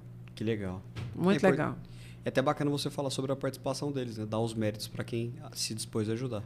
É. O Anderson era deputado federal na época, o Aelton também era deputado federal na outra época, que foram épocas distintas, foram momentos distintos, né? E todos os dois ajudaram a gente demais. Que legal. Né? Então, quer dizer, como faz falta ter um deputado da cidade? Tudo bem, com o Anderson eu tenho uma ligação de anos e anos, né? O primeiro emprego dele foi lá no Jornal da Manhã, então a gente tem uma amizade mais próxima. Mas com o Aelton eu não tinha amizade próxima, era uma relação institucional, né? Ele ia lá, dava entrevista. Como parlamentar. Eu nunca tinha pedido, e eu tenho pavor de pedir coisa para político. Eu tenho pavor, eu vou te ser sincera, que isso para mim é a morte, eu chegar e te pedir alguma coisa. Sim. Eu tenho pavor. Você pode ver lá na Câmara, pergunta para algum dos seus colegas vereadores se algum dia eu cheguei lá pedindo alguma coisa. Não peço. Até porque eu também acho difícil uma pessoa que tem um veículo de comunicação que você tem na mão, né, e tá na rádio todo dia. Se você precisar de um vereador agora, lascou, porque eu acho que hoje, pelo poder de comunicação... Pelo contrário, eu acho que hoje é mais fácil de conseguir, nós estamos em ano eleitoral. Ah, com certeza. Mas eu falo assim, hoje, pelo poder que você tem de comunicação na mão, você, muitas das vezes, tem muito mais força do que um vereador. Mano, eu estou te falando assim, mesmo para prefeitos. Né? Muita Não gente gosto. fala assim, vou pedir cargo para o fulano, para o Beltrano, vou empregar minha família, meus parentes, meus amigos. Não peço. Eu já tive problema também com uma prima que queria ser diretora de uma escola. Não foi agora, não, já faz tempo. E teve dor de cabeça. E ela falou assim, mas você tem força com o prefeito, você é amiga do prefeito. Eu falei, sou, mas eu não vou pedir, é justamente por eu ser amiga que eu não vou levar esse tipo de pedido para ele. Mas o que te custa? Isso para mim vai melhorar meu salário, vai melhorar minha vida, não sei o quê, não sei o quê. Eu falei, deixa eu te falar, procura um vereador. Eu não dou conta de fazer esse tipo de pedido, isso vai me custar caro. Caro. Ainda mais como veículo de comunicação, né? Depois a Nunca pessoa... pedi. Exato. Né? Ela ficou com raiva de mim até morrer, mas tudo bem. Tudo bem, acho que isso faz parte também, mas pedir eu não peço.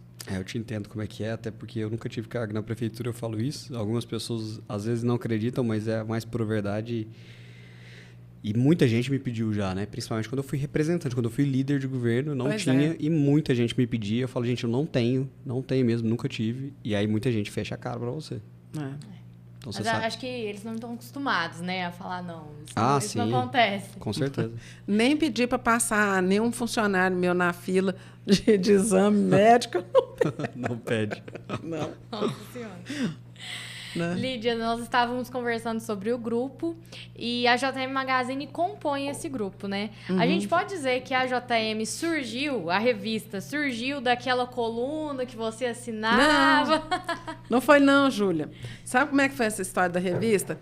Quando o jornal fez 40 anos, em 2002, a gente fez precisava pensar alguma coisa diferente, né? Para marcar o aniversário da cidade e tal e tal.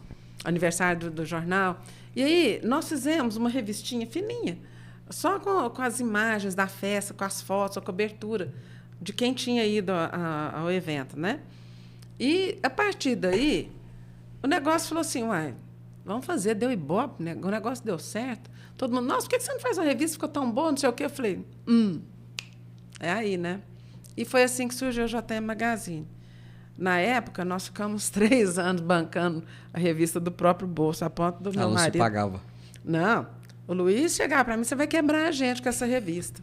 Não é possível. Você vai ficar insistindo, você é tão inteligente, fazendo essa bobagem. Eu falava, Luiz, isso aqui é o lado B do jornalismo, isso aqui é o lado light, é o lado gostoso. Né? O lado... Eu falava, mas não é possível. Isso aí não está agregando nada, só está sugando o jornal e tal e tal. Porque eu usava toda a estrutura do jornal. Era o diagramador, era o pessoal lá, a equipe, todo mundo era, né? Aquela confusão, né? Resultado. E depois o negócio pegou, a JM Magazine virou um sucesso, né? E todo mundo na época falava, não mexe com isso não, toda revista que foi feita aqui em Uberaba quebrou. Todas elas não foram para frente. Eu falava, mas essa vai. Na marra vai. Mas eu acabava tirando dinheiro do meu bolso para pagar as contas, né? Pagar a gráfica, esse monte de coisa. Né? Fiz a nossa gráfica, nós temos uma gráfica também, rodar aquilo ali, os meninos ficavam doidos. Não era o foco deles, né? Então, quer dizer, meio de loucura mesmo. E deu certo. Depois daquilo ali, a gente já apresentou o projeto da JM Magazine em vários congressos, em vários momentos, né? Com premiação e tudo mais. Já fiquei alguns dias em outras cidades ajudando companheiros nossos a montar uma estrutura de revista também. Já recebi vários de outras cidades aqui para ver como é que a gente faz revista e tal. Então, quer dizer, eu não tenho problema nenhum em ajudar, em passar o conhecimento. Em passar aquilo que eu aprendi. Muita gente me ensinou e me ajudou ao longo da vida. Né? Eu tenho muita gratidão por aqueles que cruzaram o meu caminho e me ajudaram e me ajudam até hoje. Eu aprendo todo dia com o Genário. Aquele cidadão lá me mata de raiva. Mas eu aprendo muito com ele. Muito. Com o Wellington também, que é outro grande companheiro. Com toda a equipe nossa lá. É uma pessoa muito bacana. Ah, com certeza. Tenho um carinho especial pelo Wellington, até porque ele é um jornalista que, quando a gente tem algo que envolve meu nome, ele sempre me liga para ouvir a minha versão. Então, eu gosto muito do Wellington. Um cara que eu respeito bastante. É assim que tem que ser, né? Sim, jornalismo tem que ser assim. Ele é muito sério. Sempre foi muito sério comigo, então, assim, eu gosto, respeito muito. Respeito todos, mas tenho um carinho especial muito por ele. É. A gente, Caio, tem essa necessidade de ouvir outra parte. Isso é uma obrigação, inclusive de ordem moral. Né? Todo jornalista deve ouvir a outra parte, a parte envolvida. É difícil quando a gente encontra uma pedreira pela frente, né? Que você, às vezes, pede uma posição e essa posição não é passada, ou, às vezes, demora. Aí, quando sai alguma coisa, a pessoa reclama. Né? Então, isso daí realmente é complicado. E a pessoa acaba ficando chateada, mas a responsabilidade de não ter dado o posicionamento é dela. Né? E a gente também fica chateado, porque você quer fazer a notícia completa, né? Correta, mais fechadinha possível, mais redonda, exatamente. Com certeza. Isso aí. E até aproveitar para as pessoas que chegaram até esse momento da entrevista, né, já assistiram toda essa parte, lembrar de se inscrever no nosso canal, que é um podcast que está começando, tem uma audiência muito bacana, muito alta. Então, se você chegou até aqui, se inscreve no nosso canal do YouTube, que a gente está quase com 500 inscritos. E agradecer por ter ficado até aqui. E continuando a entrevista, Lídia, eu queria quero saber se tem brinde para a gente poder se inscrever no canal. Vocês vai ter algum brinde? Não. Ainda não. Não tem uma pizza, uma tábua de freeze, nada assim? Não, nada? Hoje tem um vinho, inclusive, como eu te falei, o vinho foi um presente do ex-vice-prefeito, Moacir, que ele comprou e pediu para te entregar. Moacir, muito obrigado. Moacir é um amigo de longa data, gosto demais do Moacir. Tenho um grande carinho por ele. Eu já até te contei umas passagens com ele, né? Claro, e assim, ele veio aqui, foi o último entrevistado, e quando ele soube, né, que você era a próxima entrevistada, ele falou, não, compra um vinho que eu vou te mandar lá e você vai entregar para... Ô, Caio, antes de descer para cá, eu estava lá, né, pelejando para poder resolver tudo rápido, para poder descer e não atrasar vocês. E aí eu recebi um WhatsApp dele assim, e aí? já está preparado para um podcast com o Caio? Eu falei, não. Não. Nossa, se muito você... bom entrevistar, mas ser entrevistado. Não, mas se você não tiver preparado, quem que vai estar? Você está à frente das entrevistas. Mas como você falou, né? Entrevistar é totalmente diferente de ser entrevistado. Ah, com certeza. Pois é. O sentimento que eu sinto quando eu vou na JM, com o sentimento de estar aqui, é totalmente diferente. Pois então, tá vendo? Hoje é o dia da caça e do caçador, hoje é o dia da caça. Tá vendo? Mas até que vocês estão light comigo. Tá light, né? Estão light. Eu queria te perguntar como é que é ser a primeira mulher, né, a chegar à presidência da CIU. E assim, você até no seu discurso, né, falou um pouco sobre o centro da cidade, os planos que vocês têm. O que você pensa sobre isso e como é que está sendo ser a primeira mulher a assumir a presidência? Caio, para te falar a verdade, eu ainda estou meio impactada com esse novo desafio, com essa nova missão. Né? Embora eu esteja na CIU já há muito tempo, e participei junto com o presidente Cadima durante 4 anos, sendo vice-presidente dele. Mas uma coisa é ser vice, né? Vice é muito mais gostoso, né? Que você dá palpite, você não tem aquela responsabilidade da decisão final. E, para te ser sincera, eu estou muito feliz de estar tendo essa oportunidade. Muito grata a Deus também por ter colocado isso no meu caminho. Porque é uma oportunidade a mais que eu estou tendo de poder ajudar, poder fazer as coisas que, às vezes, como jornalista, nem sempre eu consigo. Né? Então, e também poder levar esse lado jornalístico para a CIU, as coisas que eu aprendi no jornalismo, principalmente a ouvir e a dar voz para quem precisa de voz, para quem precisa falar, para quem precisa ser ouvido. Eu acho que isso pode ser muito prazeroso. Tem sido, por enquanto. Né? Eu ainda estou meio impactada, ainda tem uma série de coisas assim da burocracia, do dia a dia, da rotina da CIU, que eu estou apanhando ainda lá, né? Meio perdida. As meninas ficam me perguntando, que dia que você vai ficar aqui? Eu falo, pera. Vamos descobrir. Não, mas vai ter um dia específico para ficar na CIU. Acredito que seja toda quarta-feira à tarde. Eu vou passar a tarde lá, só por conta de receber as demandas e também o pessoal que queira conversar com a gente, levar sugestões. E também de dizer que essa questão de ser a primeira mulher é uma quebra de tabu. Né? Porque até então a gente não vê mulheres nesses cargos, assim, embora aqui em Uberaba, hoje em dia, a gente já tem a Associação das Mulheres de Negócio, nós temos a Lê Rose lá no Instituto de Engenharia, as coisas já mudaram um pouco o perfil. Mas a CIU, por ser uma entidade centenária e por ser uma entidade que até então era vista, entre aspas, né, meio como o Clube do Bolinha, né? Então, é diferente, tem um peso maior. E é uma responsabilidade muito grande, né? Porque por ser a primeira mulher, se der tudo certo, maravilhoso. Se der errado... Não vai dar errado. E acredito que não também, mas assim, se der errado, fica aquele estigma, né? E atrapalha a sucessão de outras mulheres. Não, mas não vai dar errado, vai dar tudo certo. Vai dar tudo certo. Até porque eu estou com uma turma muito boa na diretoria. Nós mesclamos bem com o pessoal mais experiente, né? Dos diretores mais experientes, com um pessoal mais novo, mais jovem, com a cabeça voltada mais para a tecnologia, para as novidades que estão surgindo. Então, acho que vai dar um contraponto ali muito legal. Ontem nós fizemos a primeira reunião da diretoria plena, todos lá presentes. Né? Tem uma vice-presidente que é muito atuante também, que é a Esme Nasser. E a Esme é agitadinha, assim, né? Também igual eu mesmo. Então, acho que vai dar uma dupla boa. E, se Deus quiser, nós vamos fazer um trabalho muito bacana. Não, com certeza. Eu desejo todo sucesso para vocês. E, assim, há muitos anos atrás, a CIU tinha status de secretaria, né, na prefeitura. Você acredita que tem que voltar a ter essa importância assim, para o município? Ou você acha que não, que é melhor ser visto só como um colaborador, como um parceiro? Como que você enxerga hoje essa atuação assim, da CIU na gestão pública? Eu vejo que a CIU tem que ser ela mesma. Né? A CIU tem que ter sua independência, mas também não tem que ser oposição nem situação. Colaborar. Pode colaborar, como pode apoiar, como pode levar demandas. Eu acho que a CIU tem que ser a representante e a voz do seu associado, que é o pequeno comerciante, o grande comerciante, é o industrial, é aquele prestador de serviço.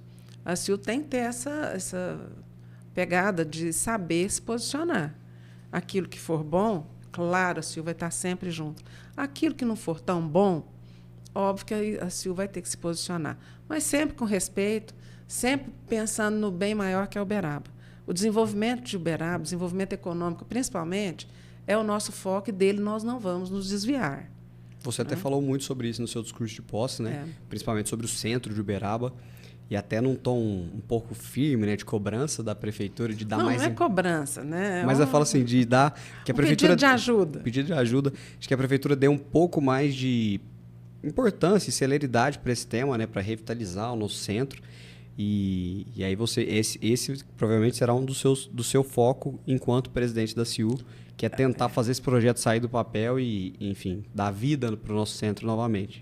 Ô, Caio, desde que eu estou lá na CIU, eu entrei lá na gestão do ex-presidente Manuel, depois passei pelo Zé Peixoto 4 anos, depois mais 4 com Cadima, enfim, estou lá já tem um tempinho. Eu não sei quantas vezes, Júlia, nós já discutimos essa questão de revitalização do centro da cidade. Não sei quantas vezes a ANCIU já fez documento, já analisou projeto, já passou sugestões, já deu ideias, e tudo engavetado. Né? E a gente sempre ouvindo cobrança do pessoal, o centro está acabando. Eu acho que uma das bandeiras que a gente tem realmente que empunhar, ou vai ou racha. Esse negócio de ficar cozinhando galo a vida inteira nunca foi comigo. Agora, eu acho que, com relação ao centro, Caio, nós temos que tomar uma atitude. Com certeza. Independentemente de ser A, B ou C que está empunhando essa bandeira, mas tive a sorte de falar, vamos tentar. Não estou dizendo que vamos conseguir, mas vamos tentar. Né? E vi por parte da prefeita Elisa muita receptividade a esse pedido de ajuda que eu fiz lá no dia da posse, que eu falei, prefeito, nos ajude a realmente transformar essa fisionomia do centro da cidade, a valorizar o nosso centro, a trazer gente para morar aqui. O pedido não foi uma cobrança, foi um pedido de ajuda. Né? A colocação, eu acho que foi mais nesse sentido. E ela foi muito receptiva, viu, Caio? Ela falou, olha, nós já temos um projeto de retrofit no centro da cidade, nós já temos um projeto de concessão de incentivos. Eu não sei te falar em que nível, porque isso vai ser apresentado na CIU ainda depois do Carnaval para os diretores. Mas temos também projetos de revitalização urbanística, que eu acho importantes. Mas não podemos esquecer, nem perder o foco, de ver o que é a demanda do comerciante. Não adianta a gente chegar com projetos maravilhosos que não vão atender, não é aquilo que eles querem. Né? Então, acho que antes de qualquer outra coisa, é necessário ouvir. Se chama o comerciante, não vai numa audiência pública ou não vai numa reunião, vamos atrás deles. Vamos de porta em porta ouvir. O que o senhor acha que precisa ser feito aqui no centro da cidade? O que está te atrapalhando? E, principalmente, para aqueles que foram embora do centro, saber por que você foi embora do centro. Se o centro voltar a te oferecer isso, você voltaria? Você tem interesse em voltar para lá? Para a gente saber, ter um norte. Não adianta nada. Eu vejo projetos lindos que, na prática, não resolvem nada. Exato. Então, é bacana saber que essa vai ser uma das prioridades de vocês, né? E eu espero que isso saia do papel, porque realmente é uma demanda que o próprio Legislativo também recebe muito, que é a revitalização, né, do centro, de um modo geral, principalmente do comércio. Os comerciantes se queixam muito sobre isso. E é um fato, né? Hoje você passa no centro e vê a quantidade absurda de imóveis vazios que há alguns anos atrás eram comércio da cidade. Até durante a posse também, o presidente da Câmara, o seu colega, o vereador Fernando Mendes, foi taxativo e falou assim, para todo mundo ouvir, que a Câmara será parceira da CIU nessa demanda, na demanda de revitalizar o centro da cidade. Né? Ele próprio está dando um exemplo, querendo transformar o prédio do Correio na sede do Legislativo Municipal. Sim. Então, eu acho que é por aí. A CIU também deu a sua contribuição e deu o seu exemplo. O presidente Cadima revitalizou o nosso prédio, pintou o prédio, mudou a fachada, por dentro ficou lindo. Né? Então, acho que cada um fazendo um pouquinho e a gente ouvindo o que é a demanda realmente daqueles maiores interessados, nós vamos conseguir. Concordo. Inclusive, o próprio Fernando, né, ele foi um dos presidentes da Câmara, foi um dos que levantou a bandeira no ano passado, se não me engano, sobre a Prefeitura marcou uma reunião sobre a revitalização do centro em horário de sessão plenária. E ele foi um dos que defendeu os vereadores, assim, e a grande maioria dos vereadores se posicionou, ficaram indignados, porque assim, um assunto que tem que ser debatido com o Legislativo foi marcado no horário de sessão onde os vereadores não podiam participar. Então, assim, acho que isso até mudou, enfim, a prefeitura entendeu a importância disso. E ele foi um dos que cobrou bastante. E eu acredito que nenhum vereador não vai contribuir com um tema como esse. É uma loucura e todos os vereadores são dispostos a contribuir, inclusive com a CIL. Olha, eu fui outro dia na mudança, né, de gestão. Então, mudou o presidente, mudou o secretário, mudou o diretor financeiro, e nós tivemos que ir ao Cicobi Uberaba, ali na Leopoldino de Oliveira. Eu levei um susto na hora que eu vi a quantidade de imóveis que foram derrubados, né? Então, quer dizer, nosso centro está ficando cada dia mais vazio. Isso não é só esse miolinho aqui que precisa de revitalização, Caio. Não é só o nosso calçadão que precisa de dar uma solução para esses camelôs que estão ali atrapalhando os nossos comerciantes, colocando produtos em frente das vitrines que eles têm da loja. Não é aquele que está fazendo concorrência para o comerciante que paga aluguel, que paga luz, que paga água, que paga imposto, que paga funcionário, que recolhe imposto. E aí o cidadão vai lá, monta uma barraquinha, vende, levanta e vai embora. Não é assim. Eu acho que tem que ter... Claro, ninguém também está querendo, nem pregando aqui, que o camelô seja extinto, que a pessoa tem que sair. Ninguém está querendo que ninguém passe fome, não é isso, não. Mas eu acho que nós podemos também dar uma mão para esse pessoal. Poder ajudar o pessoal a fazer sei lá, acho que até uma preparação. E trabalhar de forma regular, né? Se regularizar e até mesmo poder se preparar para trabalhar na formalidade. Sair da informalidade, ser um pequeno comerciante, poder mostrar seu talento, mas não atrapalhar quem está ali já há mais tempo. Recolhendo tributo. Eu acho que todo mundo sai ganhando. O sol nasceu para todo mundo, não é isso que se fala? Então, que seja de forma igual para todos. Exatamente. Com certeza. Lídia, um dos desafios dos empresários hoje é a sucessão familiar. Enquanto presidente da CIU, você pensa em algum projeto no sentido de qualificar esses empresários a passarem por esse momento, de forma a não deixar Uberaba perder grandes empresas tradicionais? Então, Júlia... Até porque você acredita que, assim, desculpa te interromper, mas você passa por isso, né? Essa seria a segunda parte da pergunta. Sim, eu acho que essa é uma das questões que precisamos realmente cuidar delas, né? Cuidar dela direitinho. Porque realmente esse é um desafio, né? Você fazer um sucessor, o sucessor às vezes vem com a cabeça totalmente diferente do sucedido. Às vezes positivas, às vezes negativas. E é difícil para o sucedido saber a hora de parar, de entregar, né, o negócio e confiar que o seu sucessor vai fazer igual ou melhor do que você. Então, essas questões assim são realmente muito desafiadoras. E há hoje no mercado pessoas preparadas que podem nos ajudar a enfrentar essa situação. E assim, dentro do que você fala, pelo que você falou, inclusive anteriormente na entrevista, você se sente confortável, né, com a sua natural sucessão, porque... Tranquila. Exato. A sua filha hoje conduz, inclusive, pelo que você falou, as partes das redes sociais. Então, ela me dá até ordem, viu, Caio? Não é assim, não. Já virou funcionária dela. Puxa minha orelha. Exato, que eu bacana. acho bom, eu fico feliz. Porque a relação de mãe com filha, né, é muito, muito carinhosa, muito afetuosa. Então, sim, isso, às vezes ela puxa minha orelha, às vezes eu puxo a orelha dela. Ou às vezes ela fala, mamãe, gostei tanto disso assim. Eu acho bom também. Eu falo isso para ela também, não, ficou legal isso, hein? Olha, é bom que as duas crescem, né, profissionalmente. E é verdadeiro, né? Porque a gente fala uma para a outra, é verdadeiro. Sim, muito bacana. Lídia, a gente tem um quadro aqui que chama Bate-Bola. Eu achei que era pagar o mico, graças a Deus. Não, aqui não. Aqui é o Bate-Bola, onde a gente faz perguntas, enfim, de variados temas e para o entrevistado responder. Obviamente, se você quiser estender um pouco a pergunta, não tem problema, mas de forma mais dinâmica. Tá. E eu queria te perguntar se você tem algum arrependimento na sua carreira. Nenhum. Qual momento da sua carreira você mais se sente orgulhosa? De ter convivido com meu pai na redação. Bacana. Quais jornalistas te inspiraram a sua carreira? No começo eu gostava muito do do Ricardo Boechat. Eu sempre gostei muito dele, achava ele sensacional. Né? E no jornal, especificamente, meu espelho sempre foi o Wellington. Eu sempre gostei muito de lidar com ele, gosto muito do jornalismo que ele faz, da forma ética com que ele se porta. Foi um grande exemplo. Mas tive outros grandes professores também, em especial o Olavo Sabino, que é de saudosa memória, o tio Mário Salvador também, que era muito carinhoso. Enfim, uma série de pessoas ali que passaram pela minha vida, assim, eu não lembraria todos eles, mas todos foram muito importantes, cada um ao seu modo. Bacana. Um conselho que você daria para quem está começando na área hoje?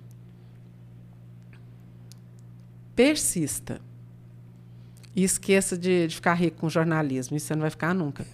Mas uma coisa eu te falo, não tem uma profissão mais prazerosa, mais encantadora, mais emocionante do que essa. Vai em frente. Aí não é dentro de um arrependimento, né? Mas assim, se você pudesse voltar no tempo com as informações que você tem hoje, o que você faria diferente? Principalmente dentro da profissão, né? Com as informações que você tem hoje. Onde que você acha que você poderia ter investido ou não investido, enfim. Vamos falar o seguinte, com relação ao jornalismo, talvez a gente pudesse ter feito algumas outras coisas antes, entendeu? Mais cedo. Né? Me arrependo, às vezes, de não ter tentado abrir as vertentes do jornalismo para outras áreas. Né? E, por outro lado, também, uma das questões que eu acho que a gente poderia ter feito e não fez foi justamente ter saído ali da Fidelis Reis, né? Daquele topo do morro. Ali também é outro lugar que está as moscas. Eu tive a oportunidade de sair de lá antes e nós não saímos. Não saíram. Né? Então, tem certas decisões assim que a gente não pode deixar o coração falar. Então você pretende sair de lá? Tem que sair a razão. Claro, claro. É um plano, assim, no futuro próximo do jornal, então? Eu preciso superar, né, o apego, né? Que é o difícil é desapegar, né? Sabe aquele negócio? Desapega. Então, isso aí comigo leva um certo tempo de maturação. Entendi. O jornalismo é sua paixão, mas se você não fosse jornalista, o que te realizaria profissionalmente? Eu tive muita vontade de ser arquiteta, Júlia. Eu tinha uma vontade de ser arquiteta e eu não fui porque meu pai não deixava fazer faculdade fora, né? Naquela época, filha única. Não tinha esse... E aqui não tinha o curso? Aqui não tinha o curso, eu tinha que fazer em Ribeirão. E isso era impensável, né? Meu pai, isso era impensável, ficar longe da filhinha querida, né? Então, se a Lídia não fosse jornalista, ela seria arquiteta? Eu creio que sim, porque eu gosto de ficar rabiscando um papel, eu gosto de desenhar. Que legal. Gosto muito. Lídia... E eu estou meio metida a fazer reforma de vez em quando, eu faço umas reformas lá em casa. Minha amiga Paula Webb, minha arquiteta, né? A hora que ela chega lá, ela fala assim... De onde saiu isso? Da minha prodigiosa cabeça. Toma trabalho, passa trabalho para ela. Lídia, uma pergunta que a gente passa para todos os convidados, né? Uma frase que você gostaria que tivesse na sua lápide. Foi feliz. Foi feliz? Foi feliz. Eu acho que eu sou uma pessoa muito feliz, Caio. E muito grata a Deus também. Né? Se você olhar meu Instagram, ou se você for olhar também meu WhatsApp, em todos os meus perfis, tem sempre a fé em Deus. Né? E eu sou uma pessoa que acredito muito nele e já tive várias demonstrações no meu dia a dia, tem a todo instante, de que ele está ao meu lado. Que bacana. Até porque eu acredito assim, que a gente... Eu falo por mim e que, pelo que eu te conheço também, nós fazemos parte de uma parcela tão pequena da população, né? Que tem as condições que a gente tem, não falo nem financeira, mas eu falo assim de vida, estrutura familiar. Eu também sou muito grato e é bacana ouvir isso de você. Não, sou muito agradecida. A família que eu tenho, aos pais que eu tive. Né? Eu acho que há tudo assim, que aconteceu na minha vida, aos desafios, né? Até as dificuldades que a gente passa no dia a dia. Eu sou muito agradecida, porque eu acho que isso cresce. A gente aprende.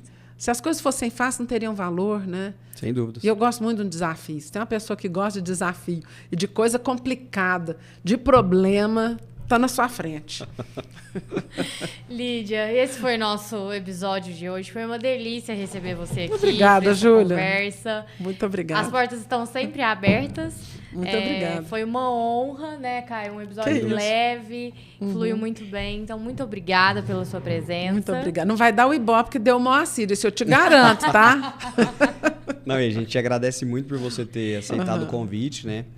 Conhece a sua agenda. Eu acredito que não seja comum você dar entrevistas. Não. E Essa é a segunda entrevista que eu dou, você sabe, né? Primeiro foi pro Bagnet, que eu quase morri de tanto que eu suei. Fiquei numa vergonha de falar. E às vezes eu ia conversar antes, é uma beleza, mas na hora da entrevista mesmo, muda tudo, né? E essa entrevista foi no JM. Ele foi lá.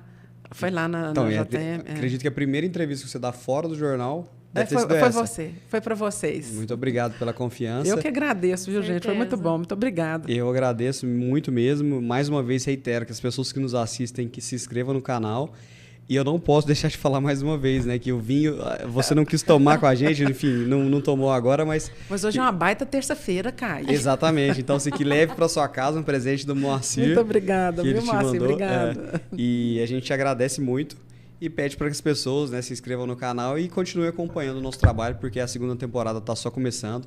A gente tem muita pessoa bacana para ouvir aqui e a gente espera manter o nível dos convidados, né, que não vai ser fácil, mas espera manter os níveis de convidado que é como você. Muito obrigado mesmo. Obrigada, Caio. Obrigada, Júlia. E a gente fica por aqui e para você que nos assiste, deixa o like aí e acompanhar a gente, porque ao longo da semana também a gente vai postando os cortes da entrevista, não é isso, Júlia? É isso mesmo.